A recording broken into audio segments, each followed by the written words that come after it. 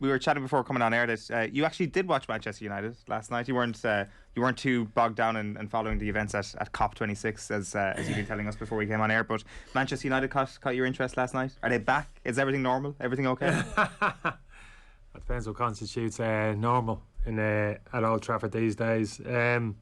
Yeah, I suppose it was kind of classic cliche, kind of get out of jail time again. Felt a little bit like that. Performance was very scratchy, I thought, from the first minute to the last, and wouldn't say they didn't deserve the equaliser. Wasn't much in the game, to be honest with you. They were a little bit loose as well, Atalanta.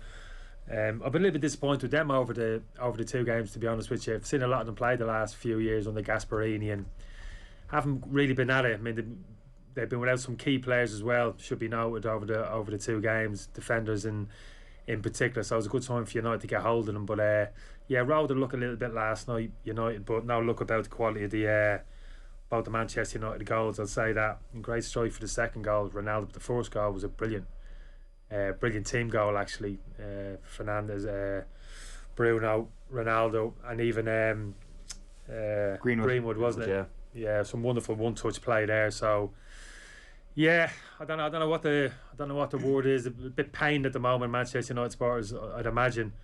You should be getting excited in terms of some of the quality which they're producing in higher areas up the pitch, and Ronaldo in particular scoring some spectacular goals. But you can't turn a blind eye to what's happening a little bit further down the pitch, which is nothing new, really. What phenomenal, isn't it? What Ronaldo's doing, like the quality of the second goal, the finish. Like, when everyone else switches off, seems to be when he is most on. You think back to the game against Ireland, the 2 goals in injury time.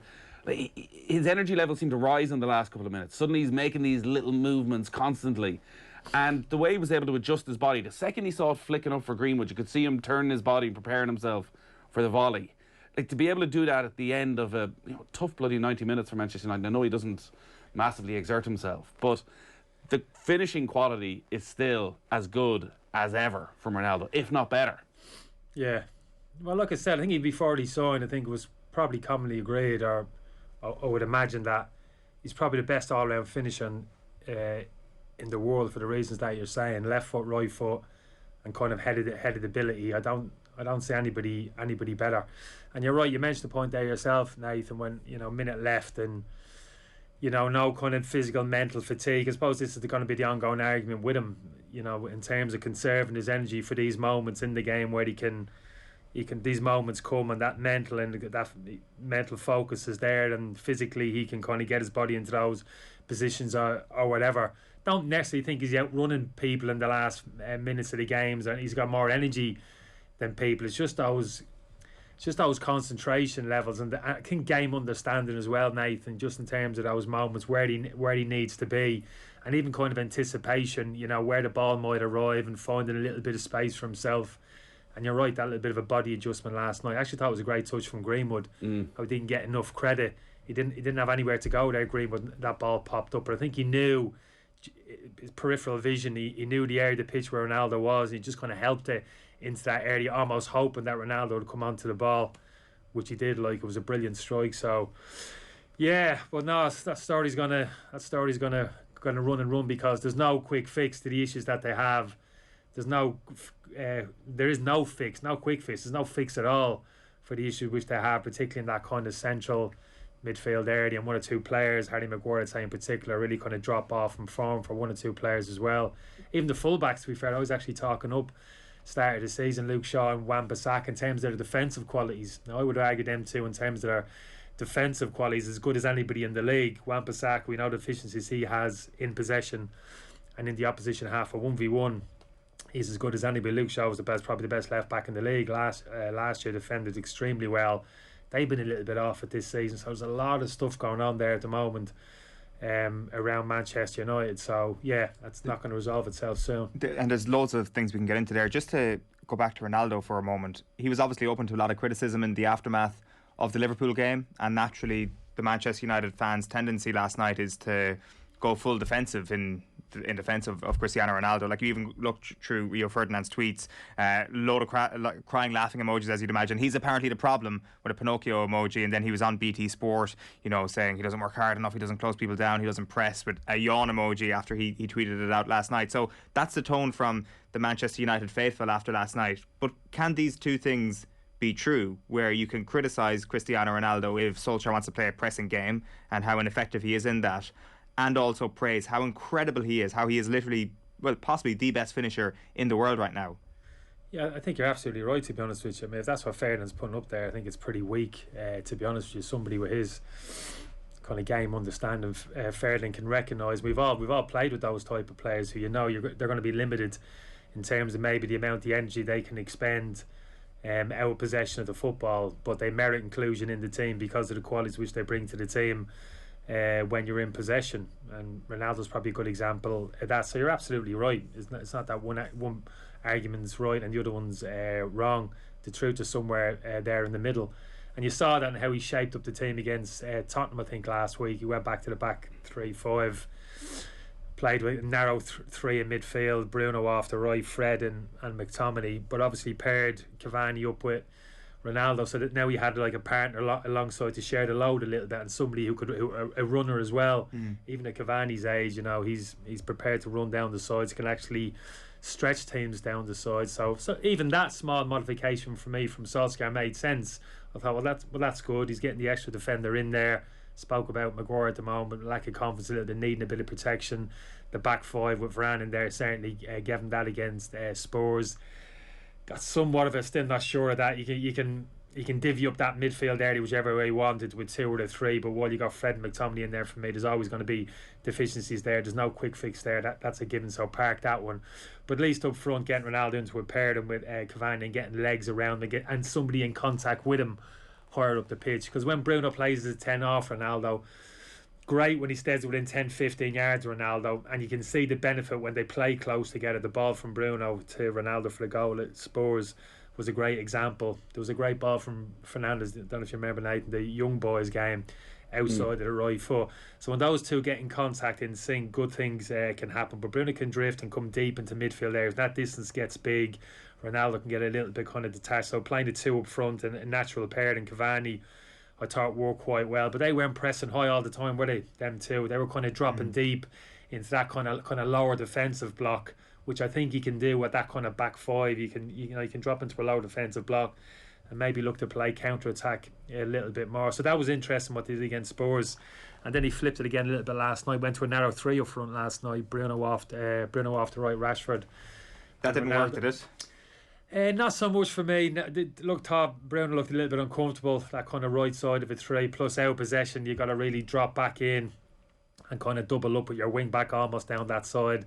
So I don't think the balance was as good last night. But then he got Rashford into the team operating off the left, and his pace to kind of run in behind as well. So these are the things he's going to wrestle with, I think, Solskjaer, between now and the end of the season. I think that back five, lads, is here to stay, certainly for the immediate future anyway. What about Pogba's role with that back five? Because it feels as though it's so well suited when we look at what France do, and they play with the three centre backs, and we think back to the Nations League final and how effective Pogba could be in a midfield too when he had three centre backs behind him. But you watch him last night again, and just so lackadaisical on the ball. So many times during the match, he has it even midway inside the opposition half, and you think, if he loses here, United are in massive trouble, and he does lose it. And even the fight that seems to be there when he's playing for France doesn't seem to be there for United. It does seem to be an attitude thing as much as anything else, because that game last night should have been set up for Paul Pogba.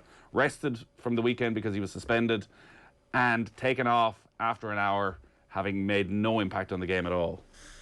Yeah, you're right. When he's not influenced the game in possession, as he didn't do enough of last night, it's difficult to make an argument for his inclusion in the team. I don't see a spot for him in the team while they play with that kind of back three. I think Pogba, for me, has always got to be protected. You got to play him in the central area of the pitch. I don't play him in the two as United did last night. For me, he plays a little bit hard. He plays as a left side at 8 and a 3. But you've got to protect him down the sides. You can't ask him to spring out from that central position into wide areas to defend. You can't ask him to make continual 15, 20 yard runs out possession, covering space, tracking people. It does look, at this stage of his career, doesn't look to me as if he has the engine to do that. You've almost got to protect him and just get the ball to him as often as possible. We know the qualities that he has in possession. Didn't show them last night, Nathan. I agree with you there. The reasons for that, I'm not too sure. My gut feeling was, at the end of last season, I felt he needed to sign. United needed to get a firm commitment to him in terms of a new contract in the summer. A 3 or 4 year deal, commit to it, focus, this is your future, knuckle down, or get him out the door. Get your 50 million for him, which I think they could have done early in the summer. They've let it linger, he hasn't signed, and it looks to me as if it's just coming to its natural conclusion. He's not going to sign. His agent's probably there telling him, look, there's fortunes to be made here for us on a free transfer. So other players in the dressing room care about that? Does that have a? I know John Giles has come on the Thursday night and says that has a negative effect on the group. Depends on the player. Some players can be very focused. Will see as an opportunity. Right, I'm moving in the summer, but I'm going to prove I'm going to get myself the best possible move. I'm going to show me best between now and the end of the season. Others, it'll be a little bit different. They'll lose a little bit of focus, a little bit of uncertainty there in their heads. And if that's the case with Pogba, if that's what we're seeing now, and he's looking a little bit further down the road in terms of his next move, and potentially what's going to happen in January and beyond that, well, then he's no good. As long as he doesn't kind of down tools in terms of his attitude around the place and on the training pitch, I don't think there'd be a huge amount of the dressing room that'll turn against him. But he's no good. I mean, Paul Pogba kind of 70-75% sauntering around the pitch is no good to Manchester United, particularly in terms of their setup at the moment with that kind of back five at the moment. Almost you don't play him. I don't think he comes into contention. I don't think he can carry him like Bruno and Ronaldo when we're talking about in terms of their physical contribution out of possession, in terms of the qualities which they have in terms of that press and just energy levels out of possession. So why did he play him? I think for the reasons that Nathan said, for the qualities that we know that he has, like in possession. We speak about Fred and McTominay when they play in there. United just really can't wrestle control on that area of the pitch, can't dictate the play, can't really play through the towards for obvious reasons. Fred and McTominay don't have those qualities. So you put Pogba in there, you have a player who can receive the ball on the half turn, who can dictate play. He's got a great range of pass, and he's got that kind of killer ball. He can link up well with Bruno. I think he's the only player, Bruno Fernandes, looks down the pitch and thinks he can trust to get on the ball and find him higher up the pitch in those pockets. I think when I'm talking about Bruno coming deep into midfield, I think the reason Bruno comes deep into midfield, he looks down, he sees Fred and McTominay and thinks they're not going to get me the ball high up the pitch. So he actually drops in there, gets, and he's the one hitting those 30-yard diagonals to Ronaldo, trying to find Ronaldo. So I think potentially Pogba has always been that key player, that kind of magic man in that central area of the pitch. But we've been saying it for so long now. I actually think that it's just moved on a little bit now. I don't see him as the future now, Pogba. But unfortunately, the future in that central midfield area isn't in the football club at all at the moment. They're going to have to go and find that and bring, if not 1-2 players in the summer. So they go back to the Spurs midfield for the Manchester City game, I suspect, if you were picking the team. Yeah, I think so. Yeah, I think Fred and McTominay will come in there. It's just interesting where he goes to that front two again, Cavani and Ronaldo, and where he fits Fernandes into the team. I still think Fernandes, even that back five, you can play Fred McTominay in a two, you can play Ronaldo and Cavani up front, and you can still accommodate Fernandes in that pocket. So then you go back to almost like a split striker thing. You push the front two apart. A bit like when Solskjaer first came in and he played with those split strikers, and he played with a back three, if you remember. But when you play with those split strikers, all that I'd say, invariably you're looking for pace from those front players, because you're looking for them to split and get on the shoulders of the opposition centre half. That's sort of what France, if we go back to that Nations League final where they had Griezmann dropping deep and then they'd Benzema and Mbappe as the front two, that actually you want Fernandes almost as that Griezmann figure, that bit further up the pitch. Because Steve McManaman mentioned it in commentary last night, that he was dropping so deep at times that United were getting it out of defence quite quickly, but then Fernandes was coming back on the halfway line and was almost slowing it down instead of being the one who was affecting and getting it to Ronaldo and getting it to forward player quickly. As you say, maybe he didn't trust the midfield players to find that pass. He wanted to be the one to find a pass from deep every time, but it almost had the opposite effect of making United less creative. Yeah, but when you play with that narrow three, which they did last night with Bruno on the right, out of possession, you have to drop in. You have to actually drop into an orthodox wide midfield position and get in contact with your wing back. You're actually drawn back into those deep midfield areas. The position we're talking about, him operating behind potentially Cavani and Ronaldo in his central areas, he hasn't got those responsibility, Nathans, to drop into those kind of wide areas. You know, he can occupy that kind of central area of the pitch and kind of stay in contact with the front too. All I'd say with that is, though, you're putting a huge amount of stress on that midfield too. Then you haven't got the security blanket, that third central midfield player, and that's a huge extra workload on those midfield too. And if you have the two best central midfielders in the world, if you had a combination of N'Golo Kante and a Matic at his prime in that central area, do you know what? You'd probably be able to get away with it. But a pairing of McTominay and Fred, as mobile as they are, I still don't feel as if any one of those two players is a natural defender. So that's what I'm talking about. They're the ongoing issues, which you know he's got to have. The issues are that you could almost sit here and go through 1 to 11 Manchester United and question every player and their role and their form and what they're doing. One more, Harry Maguire. Like, his absolute collapse in form, his constant mistakes, match after match. He looks totally devoid of any confidence. Even at the very end last night, I don't know if you noticed, there was like Atalanta weren't pressing for a winner or anything after Ronaldo got the equaliser, but it was just a harmless enough ball played towards the edge of the area, and he's looking around, you could see the absolute panic that something was going to go wrong. What do you do as Solskjaer in a position like that with your captain, with this hugely experienced player who had felt as though was about to go on to another level after the Euros? Like, do you take him out of the fire and rest him, or can United afford to do that? Well, that's a massive decision taking him out. Funny enough, I was watching a bit of the Villa game the other night. Now it's Tyrone Mings on the bench, their captain, parked on the bench for a game. So that can be a massive decision. I was looking at his face. You could tell he wasn't too happy. So that's a big decision to make, to take one of your senior players and your captain out of the team. I think the answer is he'll try and protect him, which is actually what he's doing by reverting back to the back three and really narrowing up that defensive block, the five.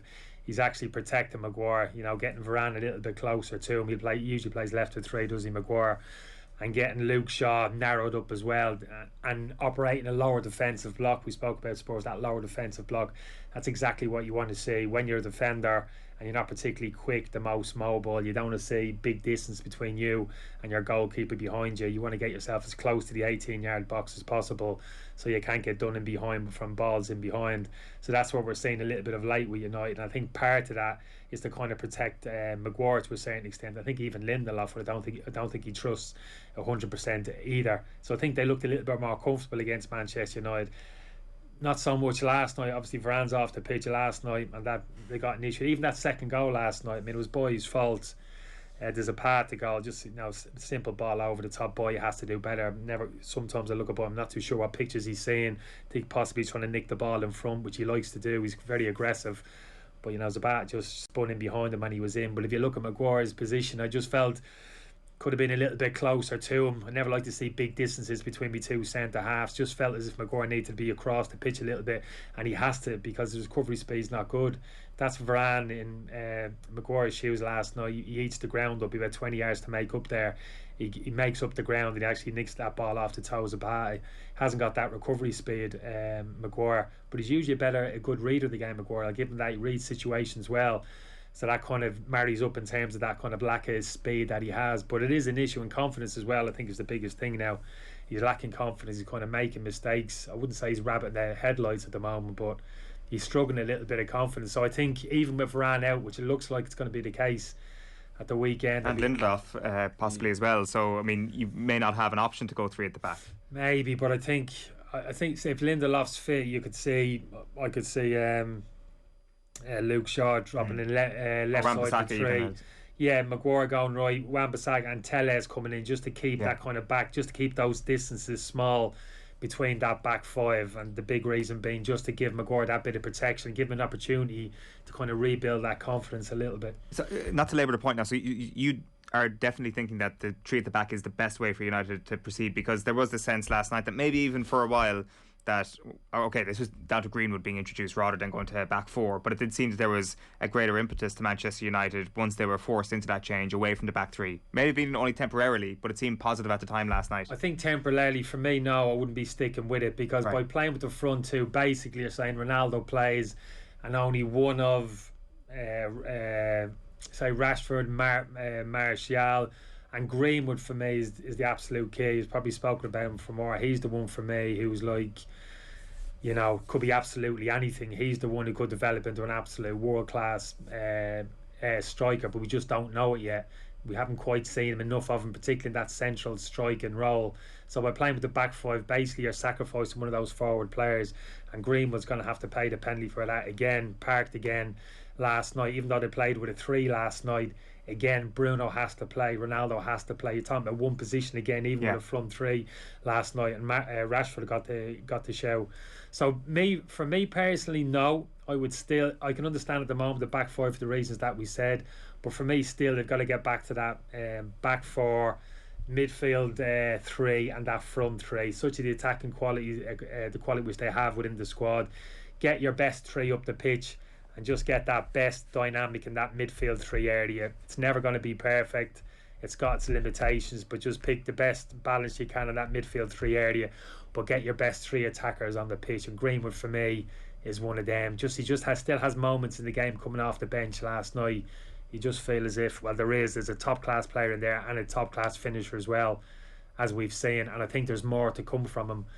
But he needs game time. It's as simple as that. And this is another issue we've probably spoken about before, Ronaldo coming in and how it affects his game time. Greenwood going forward, particularly in that central striking position, which was an area I felt potentially he could develop into that kind of top class central striker. But I don't think he's going to get too many opportunities, certainly not this season with Ronaldo's presence. Just one last question on the defence for me anyway.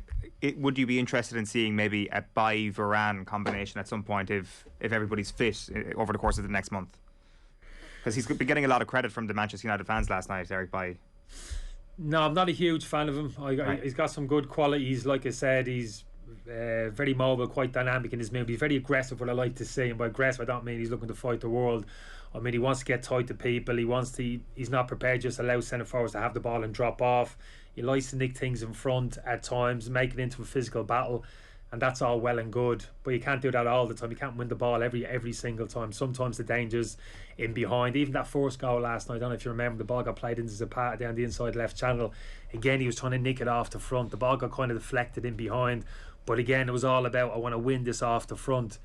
And good strikers will read you. They'll lean into you, they'll push off the ball, they'll threaten to go short, they'll spin in behind, and they'll catch it out. So no, I wouldn't be Boye's biggest fan, to be honest with you, because those qualities that I'm talking about haven't changed for the whole of the time. He's reasonably young, but he's not that young now. Yeah. And he hasn't really changed as a player. So no, I don't think he's the answer. I just don't think, apart from Varane, I still think potentially Maguire, he finds that little bit of confidence, and you protect him to a certain extent in terms of players around them.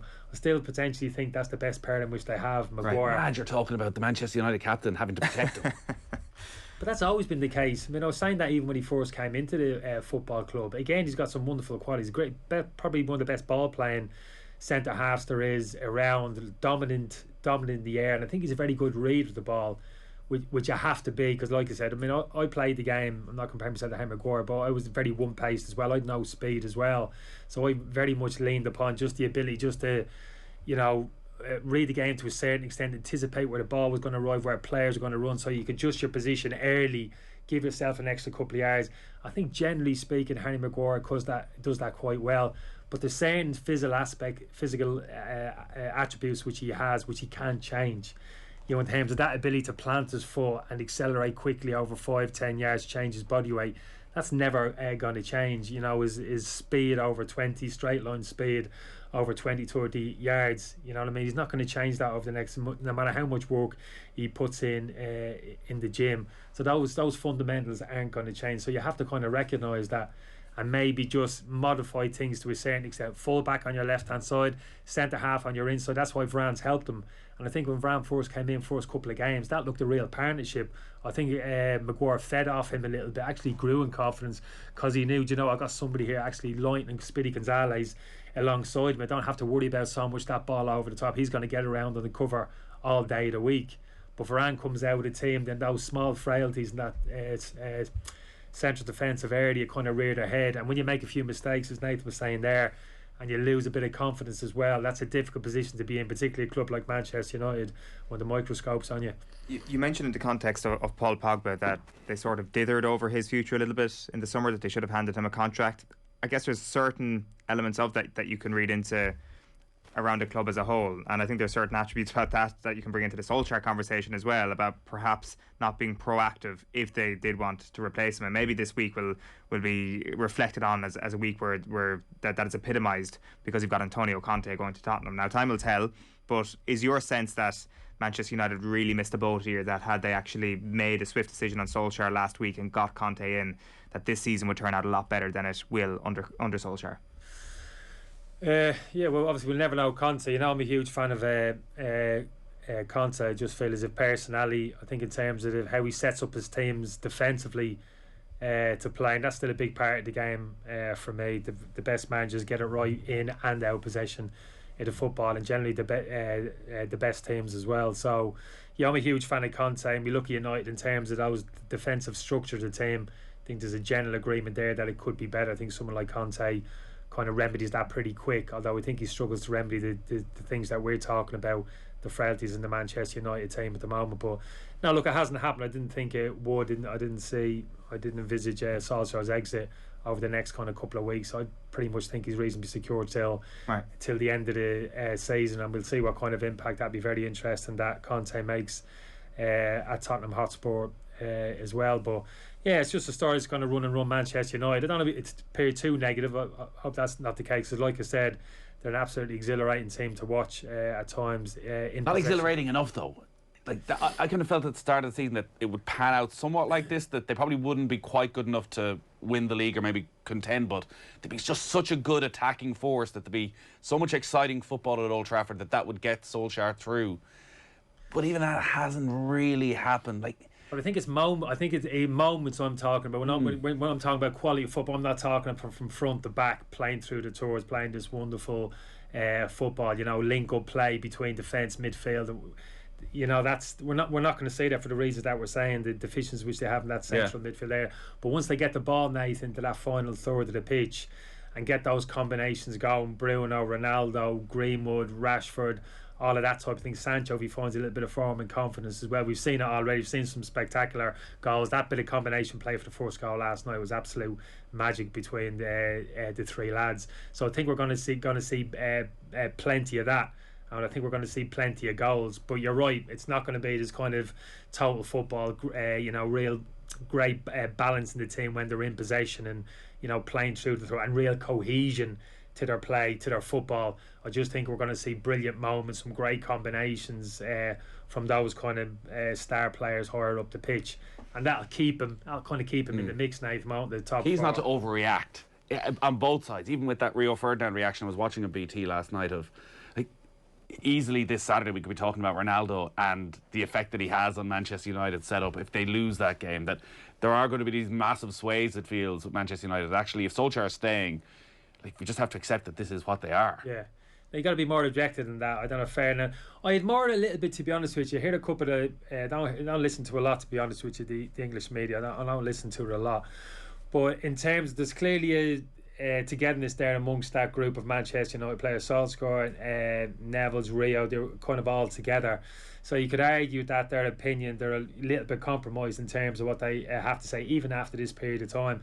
In some respects, I actually think, well, fair play. It just goes to show you what a tight group they had at that particular time, how together they were, that dressing room, even like whatever it is 15 years later. The natural inclination of some of these players is immediately, I've got your back. Do you know what I mean? Some people see that, you look... Don't charge me 50 quid a month for the pleasure then, Kenny. Yeah, I want my punditry to be objective here. But I admire that, so in a way, because it goes to show how tight that wasn't just all talk. That's again, there's not dressing room under Ferguson. It was real, it was tangible, and it's actually still there. So I understand that to a point, but at the end of the day, you have to detach yourself away from that, and obviously look at it in the cold light of day. So I wouldn't agree with Ferdinand's comments there, because I think there's a halfway house there in terms of recognising the qualities which he has. Nobody's like talking down Ronaldo in terms of he doesn't do enough high intensity runs, or the energy isn't there in his legs. That's just a fact. You know what I mean? That's not a criticism. It's just he's 36, 37 years of age. Yeah. It'd be ridiculous if it wasn't that kind of drop off. You know what I mean? He'd be superhuman.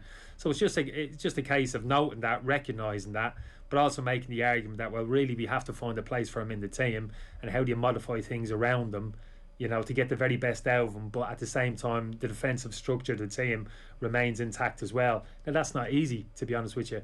I don't think that's a lot of criticism for Ronaldo. Solskjaer is getting a lot of criticism, but that's not easy for even a top class manager. I'm talking about Conte coming in at Manchester United. I think he would get him better, but I don't think there's an obvious fix there in terms of the players that he has. That's still not easy. Right. Although I think, to be fair, I think if you look at what Conte did, sorry, just to dwell on Conte, when he came into Chelsea, when he won that league title in his first season there, he came into the team there, and the balance of the team wasn't great there. David Luiz, you're talking about kind of Harry Maguire just in a moment. I mean, David Luiz as a defender there was just like scatty.